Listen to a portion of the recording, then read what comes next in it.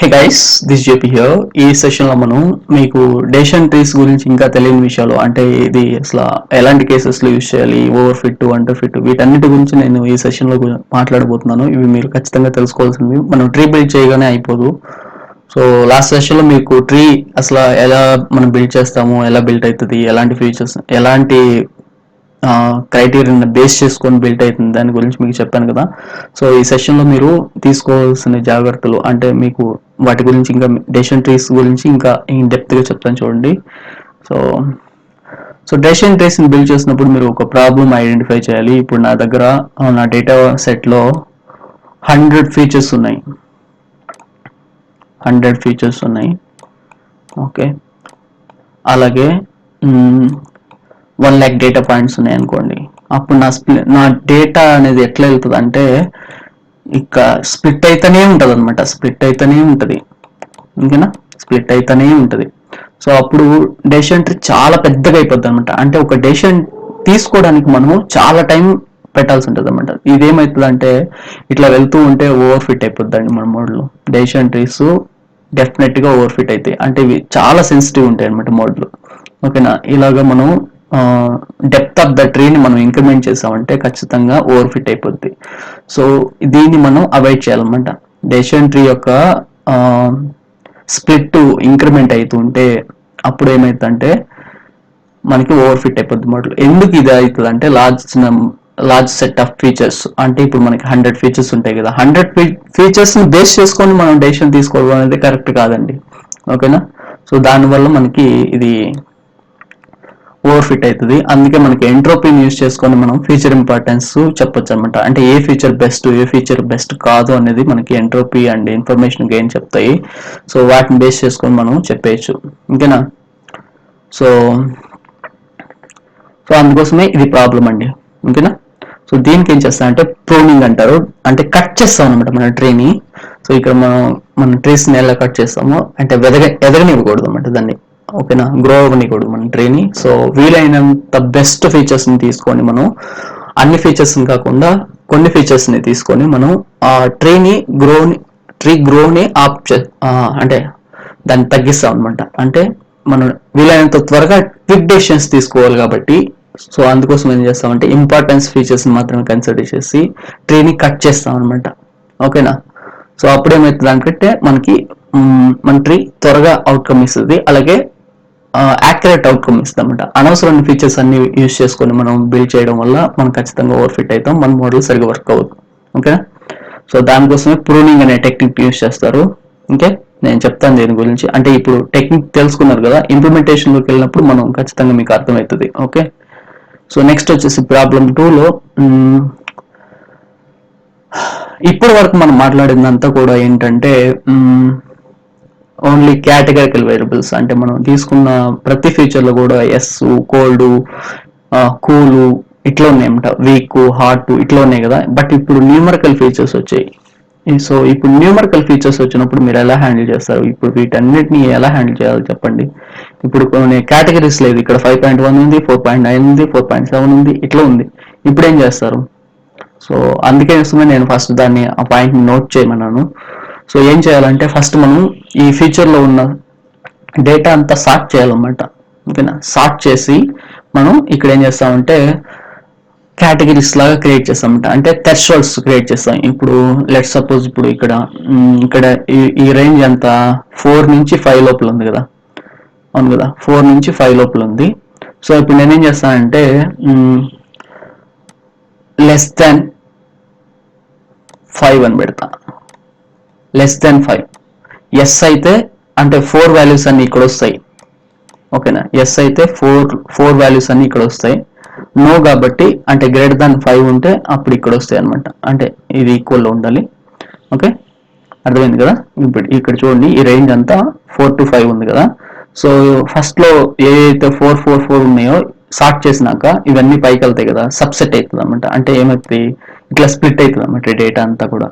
So less than 5 అనేది నా decision పెట్టినప్పుడు లెస్ దాన్ 5 ఎస్ అయితే అంటే 4 వాల్యూస్ అన్ని ఇటు వస్తాయి, నో అయిన వాల్యూస్ అన్ని ఇటు వస్తాయండి, ఓకేనా. సో దాని గురించి చెప్తున్నాను. సో అందుకోసమే ఫస్ట్ సార్ట్ చేసి తర్వాత వాటికి థ్రెషోల్డ్ ఇస్తాం అనమాట. సో కేటగిరీస్ లాగా క్రియేట్ అయిపోతాయి. అప్పుడు మనకి సబ్సెట్ వచ్చేస్తాయి అనమాట. ఇక్కడ చూడండి, చైల్డ్, యంగర్, ఓల్డ్, అలాగే less than 10, greater than 15, 50, ఇదంతా ఏజ్ గురించి. ఓకేనా, ఒక ఏజ్ అనేది మనం ఫ్యూచర్ గా తీసుకుంటే, సో వాటిలో మనం కేటగిరీస్ క్రియేట్ చేయాలనుకుంటే ఈ విధంగా మనం చేయొచ్చు అనమాట కదా. సో అంటే మనం ఈ ఏజ్ ని బట్టి మనం ఇట్లాగైనా క్లాసిఫై చేయొచ్చు, లేదా డేషన్ అయినా ఇట్లా బిల్డ్ చేసుకోవచ్చు. అది మన ఇష్టం అనమాట టోటల్ గా. ఓకేనా. So next over fit, under fit గురించి మాట్లాడితే, ఎప్పుడైతే మీరు ట్రీని ఇంక్రీజ్ చేస్తూ వెళ్తారో, ట్రీ స్ప్లిట్ ని మీరు ఇంక్రీజ్ చేస్తూ వెళ్తారో, అప్పుడు ఏమవుతుందంటే అదే దాన్నే డెప్త్ ఆఫ్ ద ట్రీ అంటారు. సో అంటే ఇప్పుడు ఇలా వెళ్తూ ఉంది అనుకోండి ట్రీ, ఓకే, ఇట్లా అన్ని ఫీచర్స్ ని కన్సిడర్ చేసుకుంటూ వెళ్తూ ఉంది అనుకో, అప్పుడు ఓవర్ ఫిట్ అవుతుంది ట్రీ ఎప్పుడు కూడా. ఓకేనా. సో ట్రీ ఓవర్ ఫిట్ అయితే ఏమవుతుంది అంటే 100% యాక్యురసీ వచ్చేస్తుంది. 100% యాక్యురసీ వస్తే మీకు ప్రాబ్లం ఏంటంటారా? ఖచ్చితంగా ప్రాబ్లమే. అంటే అది డేటాని సరిగా నేర్చుకోవట్లేదు, సో ఓవర్గా డెసిషన్ తీసుకుంటుంది అనమాట. సో నేను ఈ వీడియోస్ అన్ని కూడా నా యూట్యూబ్ ఛానల్లో మెన్షన్ చేసే ఉంటాను, ఖచ్చితంగా మీరు ఆ వీడియోస్ అన్ని చూడాల్సి ఉంటుంది. సో అండర్ ఫిట్ గురించి మాట్లాడితే, అండర్ ఫిట్ ఎప్పుడు వస్తుంది అంటే, ఓన్లీ ఇప్పుడు ఒక 10 ఫీచర్స్ ఉంటే మనం ఓన్లీ 2 ఫీచర్స్ తోనే మనం డెసిషన్ తీస్తూ ఉంటాం. అంటే ఏమవుతుంది అంటే ఇక్కడ డెప్త్ ఆఫ్ ద ట్రీ అనేది ఏమవుతుంది అంటే లెస్ గా ఉంటుంది అనమాట. ఇప్పుడు డెప్త్ అంటే 0. ఓకేనా. సో దీనివల్ల మనకి ప్రాబ్లం వస్తుంది అనమాట. సో దీనివల్ల అంటే మన ట్రీ డెప్త్ రీజనబుల్ గా ఉండాలి. ఓకేనా, రీజనబుల్ డెప్త్ ఉండాలన్నమాట. సో అప్పుడు మాత్రం మనకి కరెక్ట్ గా డెసిషన్స్ వస్తాయండి. ఎక్కువ అవ్వకూడదు, తక్కువ అవ్వకూడదు, మీడియం అంటే మిడిల్ లో ఉండాలి అన్నట్టు. ఓకేనా. సో ఇది అండర్ ఫిట్ కాజ్ అవుతుంది అనమాట. ఓకే. నెక్స్ట్ ఆప్టిమైజింగ్ గురించి మాట్లాడితే, అంటే ఓకే ఇప్పుడు మీరు చెప్పారు కదా, ఐ మీన్ ఓవర్ ఫిట్ అవుతుంది, అండర్ ఫిట్ అవుతుంది అన్నారు కదా. ఇప్పుడు నేను నా ట్రీని ఎలా ఆప్టిమైజ్ చేసుకుంటాను, నా ట్రీని నేను ఓవర్ ఫిట్, అండర్ ఫిట్ కాకుండా ఎలా చూసుకోవాలి అంటే, మ్యాక్స్ డెప్త్ యూజువల్లీ 5 to 10 ఉంటుంది. ఐ మీన్ 10 అంటే మనకు ఎన్ని ఫీచర్స్ ఉన్నా కూడా మనం 5 to 10 ఫీచర్స్ లోనే బిల్డ్ చేస్తాము. అలాగే క్రైటీరియా, జీనీ అనేది ఇంకొకటి అండి. ఐ మీన్ కార్ట్ అల్గారిథంది జీనీ ఇండెక్స్. సో నేను దాని గురించి మాట్లాడట్లేదని చెప్పాను కదా. ఎంట్రోపీ అనేది ఈ రోజు నేను ఐ మీన్ లాస్ట్ వీడియోస్ లో మీరు చూసుంటారు కదా, లాస్ట్ సెషన్స్ లో. సో ID3 అల్గారిథంది ఇది వచ్చేసి కార్ట్ అండి. ఓకేనా. సో ఈ క్రైటీరియా 2 ఇవ్వాల్సి ఉంటుంది. అలాగే మ్యాక్స్ డెప్త్ యూజువల్లీ 5 to 10, ఇది ఒక integer. So depth of the tree గురించి మాట్లాడితే ఇది 0 డెప్త్ ఇక్కడ. నెక్స్ట్ అంటే ఈ డిఫరెన్స్ అండి, ఈ డిఫరెన్స్ ఏం లేదు. డెప్త్ ఆఫ్ ద ట్రీ అంటే మీకు ఒకవేళ అది అర్థం కాదని నేను డయాగ్రామ్ తీసుకున్నాను. సో లీఫ్ నోడ్ కి రూట్ నోడ్ కి ఉన్న డిఫరెన్స్ హైట్ అవుతుంది, ఇదే డెప్త్ అవుతుంది అనమాట. ఇంకా depth of the tree, max depth, ఇది ఎంత ఉండాలనేది ఇక్కడ చెప్తున్నాను అనమాట. ఓకేనా. So next time and space complexities గురించి మాట్లాడితే, ఇది పర్లేదండి, లో లేటెన్సీ అప్లికేషన్స్ కి యూస్ చేసుకునే అల్గారిథం ఇది. సో బట్ ఏంటంటే మన డేటా సెట్ ఎక్కువ ఫీచర్స్ ఉండకూడదండి. ఐ మీన్ డైమెన్షనాలిటీ ఎక్కువ ఉందంటే అప్పుడు మనకి ప్రాబ్లం వస్తుంది అన్నమాట. సో ట్రైనింగ్ కాంప్లెక్సిటీ అంటే ట్రైనింగ్ టైం గురించి మాట్లాడితే, log n ఇది వచ్చేసి సార్టింగ్. అంటే నేను ఆల్రెడీ మీకు చెప్పాను కదా ఇంతకుముందు, న్యూమరికల్ ఫీచర్స్ వచ్చినప్పుడు మనం సార్టింగ్ చేసుకోవాల్సి ఉంటుందని. సో దానికోసం ఇది log n అనేది వచ్చింది. సో మనకి ఇవన్నీ సార్టింగ్ అల్గారిథమ్స్ కాబట్టి ఈ log n into number of features అండి. సో ఇంత టైం పడుతుంది అనమాట. ఓకేనా, ఇంత టైం పడుతుంది. అలాగే రన్ టైం కాంప్లెక్సిటీ అంటే మెయిన్ వర్కింగ్ యాక్చువల్గా వర్క్ చేస్తున్నప్పుడు ఏమవుతుంది అంటే ఒక డెసిషన్, ఇప్పుడు మనం ప్రొడక్షన్ అయిపోయినాక ఒక డెసిషన్ తీసుకోవాలంటే, ఇప్పుడు మన లెట్స్ సపోజ్ ఇప్పుడు మన decision tree 5 nodes 5 let's suppose ఇట్లా ఉందనుకోండి. ఓకే, ఇట్లుంది మన డెసిషన్ ట్రీ. ఓకే, ఇప్పుడు నేను ఒక ఇన్పుట్ని ఇచ్చాను. ఇన్పుట్ ఇచ్చినప్పుడు నాకు డెసిషన్ ఇట్లా వస్తుంది కదా, ఇట్లయినా వస్తుంది. ఓకేనా, కండిషన్ మ్యాచ్ చేసుకుంటూ వస్తుంది. అంటే దీని అర్థం ఏంటంటే, ఇప్పుడు మీరు గమనించండి, ఇప్పుడు దీని అర్థం ఏంటంటే, అంటే ఫస్ట్ ఈ త్రీ డెప్త్ బేస్ చేసుకొని ఇక్కడ డెసిషన్ వచ్చేస్తుంది అనమాట. అంటే ఫస్ట్ నుంచి లాస్ట్ దాకా రావాలన్నమాట. సో ఎన్ని కంపారిజన్స్ ఫస్ట్ ఇక్కడ కంపేర్ చేస్తాం, నెక్స్ట్ ఇక్కడ కంపేర్ చేస్తాం, నెక్స్ట్ ఇక్కడ అవుట్పుట్ వచ్చేస్తుంది లీఫ్ నోడ్ కదా. సో ఆర్డర్ ఆఫ్ డెప్త్ అనమాట. ఓకేనా, ఆర్డర్ ఆఫ్ డెప్త్. సో దీన్ని బేస్ చేసుకొని మనకి రన్ టైం కాంప్లెక్సిటీ ఉంటుంది. సో స్పేస్ కాంప్లెక్సిటీ గురించి మాట్లాడితే ఆర్డర్ ఆఫ్ నోడ్స్ అండి. ఎందుకంటే మనం ఈ నోడ్ని ఐ మీన్ ఇది నోడ్ కాదు, ఇది వీటన్నిటిని మనం స్టోర్ చేసుకోవాలన్నమాట. ఓకేనా, ఈ నోట్స్ అన్నిటిని కూడా మనం స్టోర్ చేసుకోవడమే మనకి స్పేస్ కాంప్లెక్సిటీ. అంటే ఇంత స్పేస్ కావాలి. సో ఇంటర్నెట్ అప్లికేషన్స్కి మనం దీన్ని ఎక్కువ యూజ్ చేసుకోవచ్చు, ఎందుకంటే త్వరగా డెసిషన్స్ తీసుకుంటుంది. అలాగే స్పేస్ కాంప్లెక్సిటీ కూడా చాలా తక్కువ అనమాట. ఓకేనా, సో డెసిషన్ ట్రీస్ ఎప్పుడు గుడ్ అంటే లార్జ్ డేటా సెట్ ఉన్నా పర్లేదు, low latency and dimensionality is very స్మాల్గా ఉంటాయి, అంటే రీజనబుల్ డైమెన్షనాలిటీ ఉంటే ఇట్స్ వర్క్స్ వెరీ వెల్. ఓకేనా, సో నెక్స్ట్ ఫెయిల్డ్ కేసెస్ ఎప్పుడంటే మీరు ఫెయిల్డ్ కేసెస్ కూడా కన్సిడర్ చేయాల్సి ఉంటుంది. అవుట్లేయర్స్, నేను ఈ అవుట్లేయర్స్ అనే టాపిక్స్ గురించి నేను ఆల్రెడీ మీకు మెన్షన్ చేస్తున్నాను. సో లార్జ్ డైమెన్షనాలిటీ అంటే ఏంటంటే అదే ఫీచర్స్ 100 ఫీచర్స్ ఉన్న డేటా సెట్ మీరు డెసిషన్ ట్రీకి ఇస్తే అది కష్టం అయిపోద్ది అనమాట. సో నెక్స్ట్ వచ్చేసి ఇంబ్యాలెన్స్ డేటా సెట్. మనం ఎంట్రోపీ క్యాలిక్యులేట్ చేస్తున్నాం. ఇక్కడ ఎంట్రోపీ క్యాలిక్యులేట్